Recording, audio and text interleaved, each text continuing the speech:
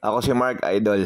Dating babaero pero hindi na ngayon. Samahan niyo akong magluto ng simpleng ulam ngayon mga idol. Alas 8 na nga to ng umaga mga idol. Kakatapos ko lang maghatid kay Master. Kakatapos ko lang din pala mag-almusal kaya yan, magkakape na muna ako. Kaya eto, umupo na ako rito sa paborito kong pwesto. Mamaya kasi mga idol, ayusin ko yung mga paninda ko. Tapos yan, syempre nag-stretching muna ako. Tapos dito na rin ako nag-iisip ng mga script ko. Everyday kasi mga idol, meron akong pinopromote ng mga product. Yan yung mga pinapadala sa akin ng mga seller mga idol. Tapos gagawan ko sila ng video sa TikTok. Yan ang buhay ng mga nag-affiliate sa TikTok mga idol. So yan, ang mga oras na yan mga idol, gumagawa na ako ng mga video. Sinusukat ko na yung mga compression para makita ng mga buyer ko sa TikTok. Syempre, piplex din natin itong mga maangas natin na medyas. Shoutout nga pala sa lahat ng mga umu-order sa akin mga idol. Maraming salamat sa inyo. Shoutout din sa mga walang sawang sumusuporta sa aking mga vlog. Lahat ng mga nanonood ng video kong walang kakwenta-kwenta. Kung hindi dahil sa inyo mga idol, matagal na akong huminto. Pero sabi nga nila mga idol, basta masaya ka sa ginagawa mo, ituloy mo lang. Wag mong iisipin yung sasabihin ng ibang tao. Kasi sabi nga nila, gumawa ka ng mabuti, gumawa ka ng masama, laging may masasabi ang mga tao sa'yo. So kaya nga pala ako nandito sa palengke mga idol, naghahanap ako ng chicharo. Kaso nga lang wala daw tinda sila ate ngayon, kaya eto broccoli na lang yung binili ko tsaka isang carrots. Nahihiya nga si ate pakita yung mukha niya sa video, kaya yan yung katawan niya lang pinakita ko. Sa susunod na lang daw siya magpapabideo kapag naka-makeup siya. Pagkatapos nga nun, bumili na rin ako ng mantika rito kay ate Nobi. Buti pa to si ate Nobi Joy nagpapabideo, ang bait talaga nito Naka-smile pa yan akin na suklikot Pagkatapos nga mga idol, napadaan na rin ako dito sa aking gwapong kumpare Gilbert Kusipag, shoutout sa'yo. Yan, napakabait niyang kumpare ko na yan. Tapos yan, nandito na ako sa bahay mga idol. Uumpisa na nating magluto. Ito nga palang lulutuin nating ulam ngayon mga idol. Sobrang basic lang nito. Bali yan, hiniwa ko lang ng pahaba yung carrots. Tapos hinimay ko na rin yung broccoli. Siyempre gagamit din tayo ng bawang dyan. Yan, didikdikin muna natin yan. Tapos siyempre sibuyas. Medyo mahal nga yung sibuyas ngayon mga idol, kaya isa lang yung ginamit ko. Tapos yan, buti may stock pa akong corn beef dito. Yan, Pure Foods, baka naman. Nung nahiwa ko na lahat mga idol, ayan, ready ko naman yung aking tripod para sa aking pagbablog. Napakalaking tulong din talaga nito Tapos yan, kinuha ko na yung kawali. Naglagay lang ako ng konting mantika mga idol, yung tamang-tama lang. Tapos ginisa ko na yung bawang at sibuyas. Una kong nilagay yung bawang, tapos sinunod ko na rin kagad yung sibuyas kasi baka magselos. Kayo ba mga idol, ano inuuna nyo? Siyempre unahin nyo sarili nyo. Nung nagisa ko na nga mga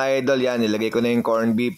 Ito kasi yung paborito kong corn beef mga idol, yung Pure Foods, kasi tamang-tama lang yung lasa niya, tapos ang lambot ng karne. Tapos yan, nilagyan ko siya ng konting paminta, konting magic sarap, okay na yan. Medyo pinatuyo ko lang siya ng konti mga idol para mag-simmer yung sabaw. Tapos nagbati na rin ako ng 2 itlog. Pero ang ginawa ko dito mga idol, hindi ko siya sinama sa corn beef. Bali, hiniwalay ko lang siya ng luto mga idol. Scrambled egg lang, nilagyan ko ng paminta tsaka konting asin. Ito kasi yung pinakamadaling naisip kong lutuin ngayon mga idol, medyo tinamad na kasi akong mamalengke. Pagkatapos nga mga idol, nagpakulo ko ng tubig, tapos nilagay ko tong broccoli tsaka carrots. Ilagyan ko lang siya ng konting asin, tapos tinakpan ko mga 3 minutes. Okay na to. Yan, medyo healthy yung pagkain natin ngayon. Medyo high protein to mga idol. Tamang-tama to sa pag-gym. Sa mga kagaya ko kasing medyo nagkakaedad na mga idol, kailangan talaga medyo piliin yung mga kinakain natin. Huwag kang basta kain na lang ng kain. Baka mamaya yung makain mo may red tide. Biro lang mga idol. Pero syempre kailangan balance lang yung kinakain natin. Hindi pwedeng laging masarap, hindi pwedeng laging matataba, makolesterol, tapos masyadong matatamis. Tapos syempre sasamahan din natin ng konting exercise yan. Konting jogging lang,